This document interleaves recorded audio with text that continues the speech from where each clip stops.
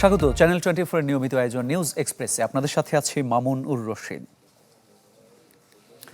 ভারতে ৩৬ দিনের আন্দোলনে জয় হলো ককরোচদের। জনরোষের মুখে অবশেষে গদি ছাড়তে হলো শিক্ষামন্ত্রী ধর্মেন্দ্র প্রধানকে। সরকারের সাথে আন্দোলনকারীদের তৃতীয় দফা আলোচনা শুরুর আগে পদত্যাগ করেন তিনি।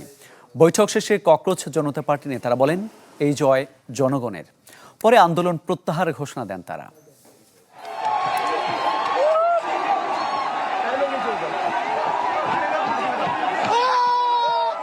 অন্য দিনের মতোই চলছিল আন্দোলন। হঠাৎ ককরোচ জনতা পার্টি সিজেপির প্রতিষ্ঠাতা অভিজিৎ দীপকের কাছে আসে শিক্ষামন্ত্রী ধর্মেন্দ্র প্রধানের পদত্যাগের খবর।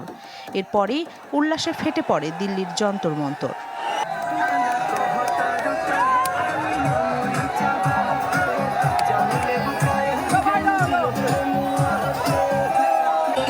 তাৎক্ষণিক প্রতিক্রিয়ায় এই অর্জনকে গণতন্ত্রের বিজয় হিসেবে আখ্যা দেন অভিজিৎ। इस सरकार में इस्तीफे नहीं होते। हम कहना चाहते झुकती है दुनिया, झुकाने वाला चाहिए।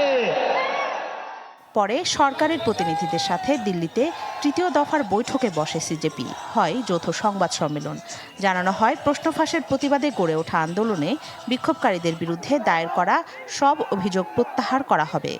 যেসব পরিবারের সদস্যরা আত্মহত্যা করেছেন তাদের দেওয়া হবে 1 কোটি রুপি ক্ষতিপূরণ। সব দাবি পূরণ হওয়ায় চলমান আন্দোলন প্রত্যাহারের ঘোষণা দেন ককরোচের প্রতিনিধিরা। पीसफुली अपने घर वापस जाएं और आगे की जो भी हमारी रणनीति होगी या बातचीत होगी उससे हम आपको अवगत कराएंगे। এর আগে এক্সপোস্টে পদত্যাগের কথা জানান শিক্ষামন্ত্রী ধর্মেন্দ্র প্রধান। পদত্যাগপত্রে লেখেন, ভারত বিরোধী শক্তি যেন তরুণদের বিভ্রান্তির ফাঁদে না ফেলে তাই সরে দাঁড়াচ্ছেন তিনি। এদিকে বিরোধী দলীয় নেতা রাহুল গান্ধী বলেছেন, শিক্ষার্থীরা ভারতের ভবিষ্যৎ আর নরেন্দ্র মোদী অতীত। অতীত কখনো আগামীর সাথে লড়াইয়ে পেরে ওঠে না, সেটাই প্রমাণিত হলো। ये हिंदुस्तान के फ्यूचर हैं, इनको देख लो अच्छी तरह। इससे कोई नहीं लड़ सकता। Narendra Modi is India's past. The past can never fight the future. Medical ভর্তি পরীক্ষায় প্রশ্ন ফাঁস নিয়ে 1 মাসের বেশি সময় ধরে চলছিল ককরোচ জনতা পার্টির আন্দোলন। গেল 20 জুন সংসদ অভিমুখে পদযাত্রায় পুলিশের সাথে বাধে সংঘর্ষ, যার তীব্র প্রতিবাদ হয় ভারত জুড়ে। রাজ্যে রাজ্যে রাস্তায় নামেন বিক্ষুব্ধ হাজারো ছাত্র যুবক। নরেন্দ্র মোদীর জমানায় এত বড় বিক্ষোভের মুখে পড়তে হয়নি বিজেপি সরকারকে। রাখি জেসমিন, চ্যানেল 24। জন্মের ৭১তম দিনে বড় সফলতার মুখ দেখল ককরোচ জনতা পার্টি। রাজপথে যাদের হুঙ্কার কাঁপন ধরিয়ে দিয়েছে গেরুয়া শিবিরে। সিজেপির প্রতিষ্ঠাতা অভিজিৎ দীপকে জানিয়েছেন, এটি প্রথম উইকেটের পতন। তবে এখানেই থামবেন না তারা। কয়েকদিনের ব্যবধানে জনপ্রিয় হয়ে ওঠে প্ল্যাটফর্মটি।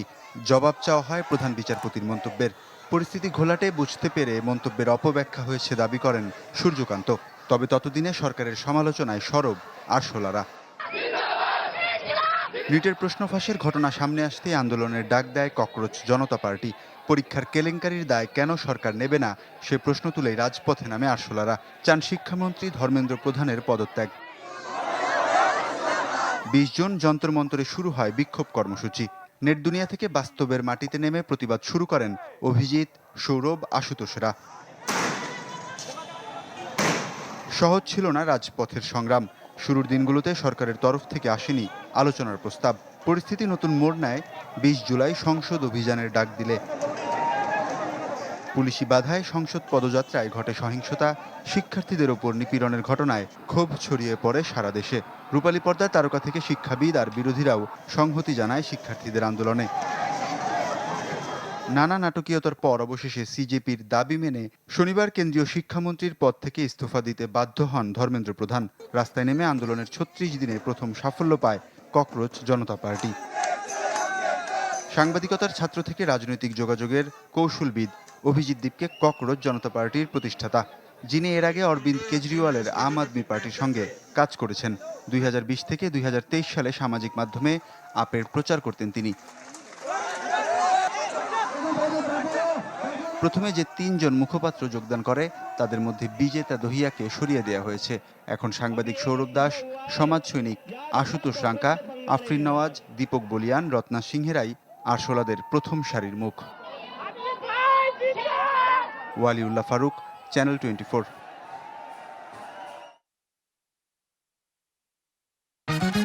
ফ্রিডম নিয়ে এলো স্কুটি নাকি গোল্ড অফার। স্টিকারে থাকা কিউআর কোড স্ক্যান করে প্যাকের ভেতরের কোডটি দাও আর প্রশ্নের উত্তর দিয়ে জিতে নাও স্কুটি অথবা গোল্ড কয়েন।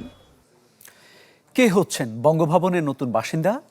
শাহাবুদ্দিনের পদত্যাগের পর তার উত্তরসূরি ঘিরে আলোচনা এখন সব মহলে। জনগণের পরোক্ষ ভোটে নির্বাচিত হবেন দেশের 23তম রাষ্ট্রপতি। আর এই নির্বাচনে ভোটার সংসদ সদস্যরা। সংসদে বিএনপির 2/3 আসন থাকায় রাষ্ট্রের সর্বোচ্চ পদ থাকছে বিএনপির দখলে। মোহাম্মদ শাহাবুদ্দিনের পদত্যাগের পর রাষ্ট্রপতি হিসেবে দায়িত্ব নিয়েছেন জাতীয় সংসদের স্পিকার হাফিজ উদ্দিন আহমেদ। দেশের 23তম রাষ্ট্রপতি নির্বাচিত না হওয়া পর্যন্ত এই দায়িত্বে থাকবেন তিনি। বিদ্যমান সংবিধান মতে 90 দিনের মধ্যে নির্বাচিত করতে হবে নতুন রাষ্ট্রপতিকে। এর মধ্যে যার ক্ষণগণনা শুরু হয়েছে। রাষ্ট্রপতি মূলত নির্বাচিত হবেন জনগণের পরোক্ষ ভোটে, অর্থাৎ জনগণ সরাসরি ভোট দেবেন না এই নির্বাচনে। ভোটার থাকবেন নির্বাচিত সংসদ সদস্যরা। ভোট নেওয়া হবে সংসদের অধিবেশন কক্ষে। আর এই ভোট আয়োজন করবে নির্বাচন কমিশন। ঘোষণা করা হবে রাষ্ট্রপতি নির্বাচনের তাফসিল।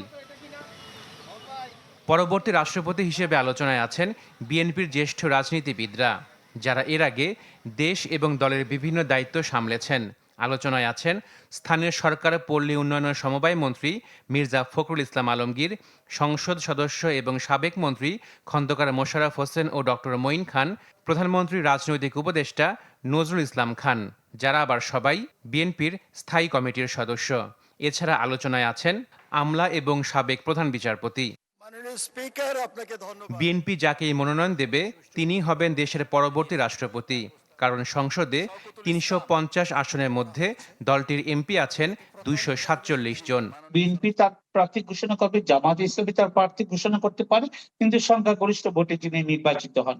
ফলে আমরা যেটা বুঝি যে আপনার সংখ্যাগরিষ্ঠ ভোট মানে হলো বিএনপির ভোটে তাদের প্রার্থী নির্বাচিত হবে। যে রাষ্ট্রপতি নির্বাচনের প্রক্রিয়াটা সংসদের অন্যান্য যে কার্যক্রম এর থেকে আলাদা।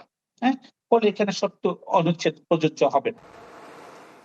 সংসদীয় ব্যবস্থা পুনঃপ্রবর্তনের পর 1991 সালে রাষ্ট্রপতি নির্বাচনে একমাত্র ভোট হয়েছিল। বিএনপি প্রার্থী আব্দুর রহমান বিশ্বাস 172 ভোট পেয়ে নির্বাচিত হন। আওয়ামী লীগের প্রার্থী অবসরপ্রাপ্ত প্রধান বিচারপতি বদরুল হায়দার চৌধুরী পেয়েছিলেন 92 ভোট। Ashakin Prince, channel 24, Dhaka. সংসদের সেপ্টেম্বর অধিবেশনে নির্বাচিত হবেন পরবর্তী রাষ্ট্রপতি। সরকারের হাতে 90 দিন সময় থাকায় বিশেষ অধিবেশন ডাকার মতো পরিস্থিতি হয়নি বলে মনে করেন আইনমন্ত্রী। জানান, রাষ্ট্রপতি থাকা অবস্থায় শাহাবুদ্দিনের বিরুদ্ধে হওয়া মামলার আইনি দিক যাচাই বাছাই করা হবে। রাষ্ট্রপতি পদ থেকে শুক্রবার বিকেলে পদত্যাগ করেন মোহাম্মদ শাহাবুদ্দিন। স্বভাবতই প্রশ্ন আসে, নতুন রাষ্ট্রপতি নির্বাচন দ্রুত হবে নাকি সেপ্টেম্বরের অধিবেশনেই নতুন রাষ্ট্রপতি পাবে বাংলাদেশ? রাজধানীর একটি অনুষ্ঠান শেষে সাংবাদিকদের প্রশ্নের জবাবে আইনমন্ত্রী সাফ জানিয়ে দেন, সংবিধান অনুযায়ী 90 দিন সময় আছে সরকারের হাতে। কাজেই বিশেষ কোনো অধিবেশন ডাকার মতো পরিস্থিতি হয়নি। সেপ্টেম্বরের অধিবেশনেই দেশের 23তম রাষ্ট্রপতি পাবে বাংলাদেশ। সংবিধানের 123(2) অনুচ্ছেদ অনুসারে 90 দিনের মধ্যে রাষ্ট্রপতির পদত্যাগের 90 দিনের মধ্যে নতুন রাষ্ট্রপতি নির্বাচন করতে হবে। গতকাল 24শে জুলাই ছিল। 24শে জুলাই, আগস্ট, সেপ্টেম্বর, অক্টোবর, 24শে অক্টোবর পর্যন্ত আমাদের হাতে সময় আছে। সুতরাং বিশেষ অধিবেশন ডাকার মতো কোনো পরিস্থিতি এখন তৈরি হয়নি। সকালে চাউর হয় বিচারিক আদালতে রাষ্ট্রপতি থাকা অবস্থায় একটি মামলা হয়েছে সাবেক রাষ্ট্রপতি শাহাবুদ্দিনের বিরুদ্ধে। কি করবে বিএনপি সরকার? এমন প্রশ্নে আইনমন্ত্রী বলেন, এখনই কমেন্ট নয়, তবে কিছু বিষয়ের আইনি ব্যাখ্যা যাচাই বাছাই করা হবে। আমরা যাচাই বাছাই করে দেখব, সময় হলে দেখব। এইটা যারা করেছেন কি উদ্দেশ্যে করেছেন, তাদের উদ্দেশ্য কি, সৎ উদ্দেশ্য না অসৎ উদ্দেশ্য, এগুলো দেখি। অনুষ্ঠানে আইনমন্ত্রী জানান, আগামী ক্যাবিনেট মিটিংয়ে তোলা হবে মানবাধিকার কমিশন আইন ও গুম কমিশন প্রতিকার আইন। স্বচ্ছভাবে তদন্ত হওয়া দরকার। মাসুদুর রহমান, চ্যানেল 24, ঢাকা। দলের স্থায়ী কমিটির বৈঠকে পরবর্তী রাষ্ট্রপতির নাম ঠিক করা হবে বলে জানিয়েছেন বিএনপি মহাসচিব ও স্থানীয় সরকার মন্ত্রী মির্জা ফখরুল ইসলাম আলমগীর। বগুড়ায় এক অনুষ্ঠান শেষে একথা জানান তিনি। দলের ভেতর না বাইরে থেকে রাষ্ট্রপতি হবেন এমন প্রশ্ন এড়িয়ে যান মির্জা ফখরুল। বিএনপি সভা করবে, মিটিং করবে, স্ট্যান্ডিং কমিটির মিটিং হবে, বিএনপির ডিসিশন হবে। সংবিধান অনুযায়ী যে সমস্ত নিয়ম আছে সেগুলো মেনে দল যা সিদ্ধান্ত নেবে সেটাই হবে চূড়ান্ত। পরিবেশ বান্ধব, ব্যবসা বান্ধব পরিবেশ তৈরি করতে সরকার প্রয়োজনীয় সব উদ্যোগ নিচ্ছে বলে জানিয়েছেন প্রধানমন্ত্রী তারেক রহমান। রাজধানীতে এক সামিটে প্রধানমন্ত্রী বলেন, তৈরি পোশাক শিল্পের পর সেমিকন্ডাক্টর হতে পারে নতুন অর্থনৈতিক সম্ভাবনার খাত। এজন্য সব পক্ষকে এগিয়ে আসার আহ্বান জানান প্রধানমন্ত্রী। সম্মানিত সুধীমণ্ডলী, রাজধানীর নব থিয়েটারে 2 দিনব্যাপী national semiconductor symposium and BER summit. এর লক্ষ্য দেশকে বৈশ্বিক সেমিকন্ডাক্টর ও ডিপটেক উদ্ভাবন কেন্দ্র হিসেবে গড়ে তোলা। আগামীর বাংলাদেশ বিনির্মাণের একটা উদ্বোধনী অনুষ্ঠানে প্রধান অতিথির বক্তব্যে প্রধানমন্ত্রী বলেন, এই সম্মেলন শুধু একটি সাধারণ আয়োজন নয়, বরং আগামীর প্রযুক্তি নির্ভর দেশ বিনির্মাণের কারিগরদের মিলন মেলা। জানান, সরকার এমন একটি বাংলাদেশ গড়তে চায় যা হবে স্বনির্ভর, সমৃদ্ধ এবং প্রযুক্তি নির্ভর। বর্তমান সরকার এমন একটা বাংলাদেশ গড়তে চায় যে বাংলাদেশটি হবে স্বনির্ভর, সমৃদ্ধ এবং প্রযুক্তি নির্ভর। বক্তব্যে প্রধানমন্ত্রী সেমিকন্ডাক্টরকে চতুর্থ ও পঞ্চম শিল্প বিপ্লবের ভিত্তি হিসেবে উল্লেখ করেন। বলেন, এই শিল্প বিকাশে সরকার, বিশ্ববিদ্যালয়, গবেষণা প্রতিষ্ঠান, শিল্প মালিক, উদ্যোক্তারা একসঙ্গে কাজ করা জরুরি। জানান, সেমিকন্ডাক্টর শিল্পের কাঁচামালের উপর থেকে সব ধরনের কর ও শুল্ক প্রত্যাহার করা হয়েছে। এই সেক্টরকে কিভাবে সামনে এগিয়ে নেওয়া যায় তার জন্য আমরা কতগুলো পদক্ষেপ গ্রহণ করেছি, বিশেষ করে এই বাজেটে। সেমিকন্ডাক্টর শিল্প তৈরির সকল কাঁচামালের উপরে সব ধরনের ট্যাক্স বা শুল্ক প্রত্যাহার করা হয়েছে। সরকার প্রধান বলেন, তৈরি পোশাক শিল্পের পর সেমিকন্ডাক্টরই হতে পারে বাংলাদেশের নতুন অর্থনৈতিক সম্ভাবনার খাত। আশা করেন 2030 সালের মধ্যে এই খাত থেকে নির্ধারিত রপ্তানি আয়ের লক্ষ্যমাত্রা অর্জন করতে পারবে দেশ। পোশাক শিল্পের পরে সেমিকন্ডাক্টর শিল্পই হতে পারে বাংলাদেশের জন্য আরেকটি সম্ভাবনায় অর্থনৈতিক গন্তব্য। এই লক্ষ্য বাস্তবায়নে আমি সংশ্লিষ্ট মন্ত্রণালয়, সরকারি সংস্থা, বিশ্ববিদ্যালয়, শিল্প খাত, প্রবাসী পেশাজীবী এবং উন্নয়ন সহযোগীদের সমন্বিতভাবে কাজ করার জন্য বিনীত আহ্বান জানাই। সামিটের উদ্বোধন শেষে ভিএআর ইনোভেশন এক্সপো ঘুরে দেখেন প্রধানমন্ত্রী। শিক্ষার্থী ও স্টার্টআপ উদ্যোক্তারা সেমিকন্ডাক্টর, কৃত্রিম বুদ্ধিমত্তা, রোবোটিক্স, ইন্টেলিজেন্স সিস্টেম এবং অন্যান্য ডিপটেক খাতের উদ্ভাবন দেখান সরকার প্রধানকে। শাহনেওয়াজ বাবলু, চ্যানেল 24, ঢাকা। আওয়ামী লীগের পথেই হাঁটছে বিএনপি। জুলাই ভুলে গেলে একই পরিণতি হবে তাদেরও। সিলেটে বিভাগীয় সমাবেশে এ হুঁশিয়ারি দেন 11 দলীয় জোট নেতারা। বলেন, জুলাই আকাঙ্ক্ষা পূরণ না হওয়া পর্যন্ত রাজপথে থাকবে বিরোধী দল। সিলেট আলিয়া মাদ্রাসা মাঠে 11 দলের বিভাগীয় সমাবেশ। সকাল থেকে নেতাকর্মীরা জড়ো হতে থাকেন সমাবেশ স্থলে। এক পর্যায়ে কানায় কানায় পূর্ণ হয়ে ওঠে আলিয়া মাদ্রাসা মাঠ।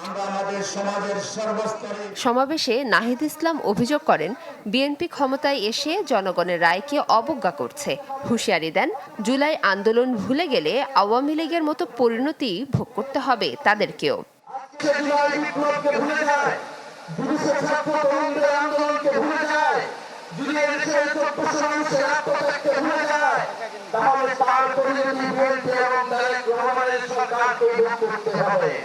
বক্তারা বলেন, গণভোটের রায় বাস্তবায়ন না করতে নানামুখী ষড়যন্ত্র চলছে। জুলাই আকাঙ্ক্ষা পূরণ না হলে মাঠ ছাড়বেন না বলেও জানান তারা। জনগণের আশা আকাঙ্ক্ষার প্রতিফলন হোক, অন্যথায় আমাদের সম্মুখে অন্য কোনো রাস্তা খোলা থাকবে না। তখন শুধু একটাই হবে, এক দফা এক দাবি, এই সরকার কবে যাবি। এই আন্দোলনে সবচেয়ে বড় বেনিফিট পাওয়ার পর পৃথিবীর ইতিহাসে সবচাইতে বড় একটি অকৃতজ্ঞ দলে পরিণত হতে যাচ্ছে। জামায়াত ইসলামের আমির ডাক্তার শফিকুর রহমান হুঁশিয়ারি দিয়ে বলেন, আওয়ামী লীগের পথে হাঁটছে বিএনপি। দাবি না মানলে তাদেরও তাড়াবে জনগণ। সমাজের সব ক্ষেত্রে তারা বেপরোয়া নির্লজ্জ দলীয়করণ করে দুর্নীতিকে তারা জাতীয়করণ করতে যাচ্ছে। আমরা মানব না, আমরা মানব না। হাসিনা পেয়েছে, যদি ফেসিবাদ আপনারা কায়েম করেন আপনাদেরকেও জনগণ তাড়াবে। সমাবেশে জুলাই হত্যায় সাজাপ্রাপ্ত শেখ হাসিনার বিচার কার্যকরের দাবিও জানান 11 দলীয় জোটের নেতারা। পরিবারের রক্তের মাংসে ইতিহাসের সাথে হিটলারের সম্পর্ক আছে। Desk report, channel 24। মালয়েশিয়া শ্রমবাজার চালু হওয়ায় সক্রিয় হয়ে উঠেছে দালাল ও অনুমোদনহীন রিক্রুটিং এজেন্সি, যারা কর্মীদের স্বাস্থ্য পরীক্ষার নামে চালাচ্ছে নানা অপতৎপরতা। এমন অবস্থায় বিদেশগামীদের সতর্ক থাকার পরামর্শ বিশেষজ্ঞদের। আর মেডিকেল সেন্টার নিয়ে নতুন পরিকল্পনার কথা জানান প্রবাসী কল্যাণ প্রতিমন্ত্রী সম্রাট হোসেনের রিপোর্ট। কর্মী ভিসায় বিদেশ যেতে শারীরিক সুস্থতা সনদ একটি আবশ্যিক নথি। নিবন্ধিত ও অনুমোদিত মেডিকেল সেন্টার বা হাসপাতাল থেকে সংগ্রহ করতে হয় এসব সনদ। অন্যান্য দেশের মতো মালয়েশিয়াতেও কলিং ভিসার যাত্রায় প্রথম ধাপ এই মেডিকেল চেকআপ।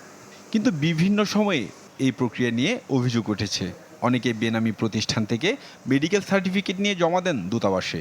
এক্ষেত্রে অসাধু একটি চক্র হাতিয়ে নেয় বিপুল অর্থ। মালয়েশিয়ার শ্রমবাজার ফের চালু হওয়ার সম্ভাবনা উজ্জ্বল হয়েছে। আর এই সংবাদে ফের সক্রিয় হয়েছে মেডিকেল সনদ জালিয়াতি চক্র। এ ব্যাপারে প্রবাসী কল্যাণ মন্ত্রণালয় সতর্কও করছে বিদেশগামীদের। এ বিষয়ে সরকারের সিদ্ধান্তের দিকে তাকিয়ে জনশক্তি রপ্তানিকারকরা। মেডিকেল সেন্টারগুলো অবশ্যই প্রবাসী কল্যাণ মন্ত্রণালয়ের 100% নিয়ন্ত্রণে থাকতে হবে।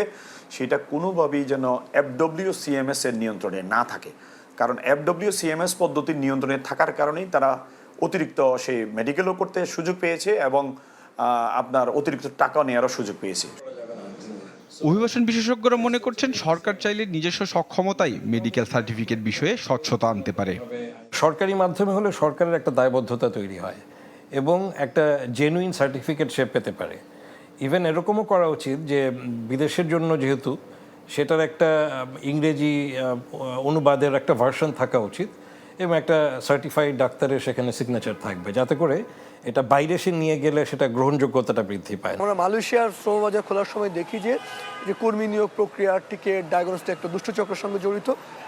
আমি আবারও বলছি, যদি আমরা আসলেই মনে করি দেশের স্বার্থ, আসলেই মনে করি প্রবাসীর স্বার্থ, তাহলে আমি মনে করি এই বিষয়গুলো কোনো দুষ্টচক্রের বদলে উন্মুক্ত থাকা উচিত, সরকারি প্রতিষ্ঠানের মাধ্যমে হওয়া উচিত। প্রবাসী কল্যাণ প্রতিমন্ত্রীর কাছে এ বিষয়ে জানতে চাইলে তিনি বলেন, বিদেশগামীদের নিয়ে সরকারের নতুন পরিকল্পনা আছে। মালয়েশিয়াও সেটা নির্দিষ্ট সংখ্যক মেডিকেলের আগেও ছিল, এইবার সবার জন্য ওপেন হওয়ার আমরা চেষ্টা করতেছি, সেটা লাইসেন্স এবং মেডিকেলের ক্ষেত্রে। এবং পরবর্তীতে যদি আমাদের সুযোগ হয়, মেডিকেলটা আলাদা না করে আমরা ওই জেনারেল মেডিকেলগুলোর সাথে ট্যাগ করে দিতে চাই। 2022 সালে মালয়েশিয়াগামী কর্মীদের জন্য 2 দফায় 44টি মেডিকেল সেন্টারের অনুমোদন দেয় প্রবাসী কল্যাণ মন্ত্রণালয়। সম্রাট হোসেন, চ্যানেল 24, ঢাকা। রাজধানীতে কাটছে না গ্যাস সংকট, এতে চরম বিপাকে গাড়ি চালকরা। ফিলিং স্টেশনে দাঁড়িয়ে থাকতে হচ্ছে ঘন্টার পর ঘন্টা। ভুক্তভোগীদের অভিযোগ, গ্যাসের দাম বাড়াতেই সরবরাহ কমিয়ে দেওয়া হয়েছে। তবে এই অভিযোগ মানতে নারাজ পাম্প মালিকরা। একদিনেই 3 বার পাম্পে এসেছেন সিএনজি অটোরিকশা চালক সুজন খান। 3 বারের চেষ্টায় সর্বসাকুল্যে পেয়েছেন 150 টাকার গ্যাস। সকাল 6টায় বের হয়ে আপনার মহাখালী পাম্পে ঢুকছি, ঢোকার পরে ওইখানে 34 টাকার গ্যাস ঢুকছে। ওইখান থেকে ঢুকে একটা টিপ নিয়ে আপনার এয়ারপোর্ট গেছি, এয়ারপোর্ট পাম্পে ঢুকছি, ঢুকে ওইখানে আপনার 54 টাকার গ্যাস ঢুকছে। জমা ওঠানোর মতো ক্ষমতা নেই, বুঝছেন। এরকম মানে কান্নার অবস্থা, কী করুন বলেন। পরিবার নিয়ে খুব ঝামেলার মধ্যে আছে, বুঝছেন। ঢাকার বিভিন্ন এলএনজি ফিলিং স্টেশন ঘুরে দেখা গেছে কেউ কেউ পেয়েছেন 13, 20 কিংবা 50 টাকার জ্বালানি, যা নিয়ে চরম ক্ষোভ আর হতাশা তাদের মধ্যে। 3 ঘন্টা সিরিয়াল দিয়ে যদি 60-70 টাকা 80 টাকার গ্যাস ঢোকে, এক টিপও মারতারি না, তারপরে আবার পাম্পে ঢুকতে হয়। বাচ্চা কাচ্চা আছে, লেখাপড়া করে, বাসা বাড়ি যেহেতু ঢাকা শহর, বাসা ভাড়া দিতে হয়। হ্যাঁ, তো এইভাবে তো সংসার চলে না। মনে হয় ঢাকা শহর থাকা যাবে না, এই পরিস্থিতি আমাদের এখন। চাপ নেই দাবি করে কিছু পাম্পে দিনের বেশিরভাগ সময় বন্ধ রাখা হয় সরবরাহ, যেটিকে দাম বাড়ানোর পায়তারা হিসেবে দেখছেন ভুক্তভোগীরা। ওনারা বলতে আছে যে লাইনে কোনো গ্যাস নাই, মেশিন চলতে আছে না, এই জন্য আমরা বন্ধ রাখছি। দাম বাড়ালে দাম বাড়াক, যে কোনো কিছু একটা সমাধান করুক। এইভাবে 2 দিন পর পর নালে গাড়িতে গ্যাস দেওয়া বন্ধ করে দেয়, গাড়ি শুধু তেলে চালাক। ফিলিং স্টেশন কর্তৃপক্ষ বলছে লোকসান দিয়ে চালাতে হচ্ছে পাম্পের কার্যক্রম, কেননা গেল 1 সপ্তাহে কমেছে দৈনিক গড় বেচা বিক্রি। আগে যেখানে আমরা 10-12 ইনলেটে গ্যাসে প্রেসারে গ্যাস দিতে পারতাম, সেখানে আমাদের 2-3 ইনলেট মেশিন প্রায় বন্ধ হয়ে যাচ্ছে। আমাদের প্রত্যেকদিন 3,60,, 70, 80, এখন 1,50,000, 1,30,000, 1,25,000 এরকম সেল হচ্ছে। সব পর্যায়ের ভোক্তাদের এই সংকট নিরসনে সমালোচিত হচ্ছে সরকারের উদ্যোগ। মোহাম্মদ শফিক, চ্যানেল 24, ঢাকা। এদিকে বাসাবাড়িতেও গ্যাস সংকটে জ্বলছে না চুলা, এতে চরম ভোগান্তিতে রাজধানীর অনেক এলাকার মানুষ। বিকল্প হিসেবে ইলেকট্রিক চুলা ভরসা হলেও তাতে গুনতে হচ্ছে বাড়তি টাকা। দীর্ঘমেয়াদে সংকট সমাধানে দেশীয় গ্যাস অনুসন্ধান ও উত্তোলন বাড়ানো তাগিদ বিশেষজ্ঞদের। আরও জানাচ্ছেন মরিয়ম আজিজ মৌরিন। রাজধানীর মিরপুরের বাসিন্দা আয়েশা সিদ্দিকা, 4 জনের ছোট সংসার। রান্নাবান্না নিয়ে পড়েছেন বিপাকে, নেই গ্যাস, জ্বলছে না চুলা। বিকল্প হিসেবে ভরসা ইলেকট্রনিক চুলা, তাতেও বাড়তি বিলের খরচ। আমাদের দেখা যায় সকালের খাবারও কিনতে হচ্ছে, যেদিন মানে বেশি মেহমান হচ্ছে বা মানুষ হচ্ছে, আমরা সবসময় তো আর বানাতে পারছি না, কারণ ইলেকট্রিক চুলাও অনেক প্রবলেম হয় যদি আপনি সারাক্ষণ একটু পরপর মানে জ্বালান। একই এলাকার আরেক গৃহিণী জান্নাতুল ফেরদৌস, কয়েকদিন ধরে বাসায় গ্যাস না থাকায় সময় মতো রান্না করতে পারছেন না। আমরা 1080 টাকা করে বিল দিচ্ছি, এমনকি আমাদের ইন্ডাকশনও ব্যবহার করতে হচ্ছে। আমরা অনেক ভোগান্তিতে আছি, পানি ফুটাতে পারছি না, রান্না করতে পারছি না, বাচ্চা কাচ্চা নিয়ে কোনোভাবেই কিছু করতে পারছি না আমরা। কেন এমন সংকট? পেট্রোবাংলার তথ্য বলছে দেশের দৈনিক গ্যাসের চাহিদা 380 কোটি ঘনফুট, সরবরাহ 265 কোটি ঘনফুট হওয়ায় ঘাটতি রয়েছে 115 কোটি ঘনফুট। জনগণের অধিকারকে বিবেচনায় নিতে এমন বাস্তবতায় টেকসই জ্বালানি ব্যবস্থা গড়ে তোলার তাগিদ দিলেন বিশ্লেষকরা। বাসা বাড়িতে গ্যাসের ব্যবস্থাটা রাখতে হবে, এটা খাদ্য নিরাপত্তার মতোই এই জ্বালানি নিরাপত্তাকে দেখতে হবে। মানুষ যেমন একবেলা ক্ষুধিত থাকতে পারে না, মানুষ যেন একবেলা খাদ্য সংকট ভোগ করতে পারে না, তেমনি মানুষের একবেলা বাসা বাড়িতে জ্বালানি সরবরাহের অনিশ্চয়তা ভোগ করতে পারে না। 1.5 দশক ধরে এলএনজি আমদানিতে দেনা বাড়লেও সংকট রয়ে গেছে। দ্রুত দেশীয় গ্যাস অনুসন্ধান ও উত্তোলন বাড়াতে না পারলে সংকট আরও বাড়বে বলে মনে করেন বিশেষজ্ঞরা। মরিয়ম আজিজ মৌরিন, চ্যানেল 24, ঢাকা। সরকারি প্রতিষ্ঠানে দলীয় নিয়োগের মধ্য দিয়ে গণতন্ত্র রক্ষা হয় না, এই মন্তব্য করেছেন এনসিপির সদস্য সচিব আক্তার হোসেন। জাতীয় রিকশা ভ্যান চালক শক্তির আত্মপ্রকাশ অনুষ্ঠানে তিনি অভিযোগ করেন, নির্বাচন না দিয়ে দলীয় লোকদের দিয়ে স্থানীয় সরকার প্রতিষ্ঠান চালানোর ব্যবস্থা করেছে বিএনপি। জুলাই শ্রমিক জাগরণ শিরোনামে এই অনুষ্ঠানে এনসিপির আরেক নেতা আব্দুল হান্নান মাসুদ দাবি করেন, ছাত্রদের সাথে প্রতারণা করে শিক্ষা ব্যবস্থা দলীয় ক্যাডারদের হাতে তুলে দিচ্ছে সরকার। সদ্যবিদায়ী রাষ্ট্রপতির পদত্যাগকে সরকারের নাটক বলেও মন্তব্য করেন তিনি। যে প্রতিষ্ঠানগুলোতে স্বচ্ছভাবে নিয়োগ হওয়ার কথা, সেই প্রতিষ্ঠানগুলোতে সরকার যদি দলীয় পদধারী নেতা কর্মীদেরকে যদি নিয়োগ দেয়, তাহলে কি দেশে গণতন্ত্র কোনোভাবে অবশিষ্ট থাকতে পারে? ছাত্রদের সাথে আপনারা প্রতারণা করে শিক্ষা ব্যবস্থা আবারও দলীয় ক্যাডারদের হাতে তুলে দেওয়ার চিন্তায় মগ্ন হয়েছেন। চুপ্পুকে এখন সরাইছেন, ঠিক আছে, ওকে দ্রুত অ্যারেস্ট করতে হবে। যদি অ্যারেস্ট না করেন তাহলে আমি বুঝে নিব যে এই সালাউদ্দিন আহমেদ আপনি যিনি আছেন, আপনার সাথে এদের সংযোগ আছে।